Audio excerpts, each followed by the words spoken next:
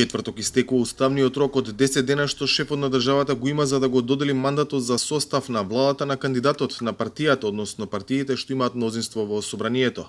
Но наспроти тој факт, засега барем јавно нема ништо од финализирање на процесот за формирање парламентарно мнозинство. Владеачките социјалдемократи, чија коалиција освои најмногу пратеници на изборите 46, само кусо информираат дека продолжуваат сериозните разговори за формирање стабилно парламентарно мнозинство и за владина коалиција со полн 4-годишен стабилен мандат.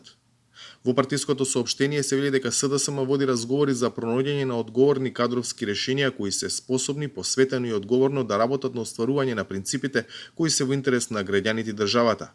Ваквиот став доаѓа по официјалните информации дека СДСМ и ДУИ разговараат и неофицијалните сознанија дека не успеваат да најдат договор за клучното барање на партијата на Ахмети, премиер Албанец барем во еден дел од мандатот на идната влада.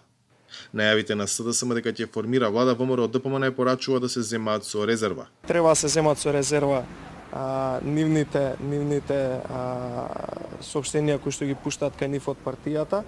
Од она што го кажав претходно ќе го потенцирам и денес, ВМРО ДПМН има комуникација со сите политички партии и прави напори да формира парламентарно мнозинство. До она што можам да го кажеме дека комуницираме со сите политички партии, доколку има конкретна соработка, таа ќе биде обзнанена. Ахмети пак повторно ја актуализира иницијативата за средба на лидерите на албанските партии на која би се разговарало за изборите за натамошните чекори.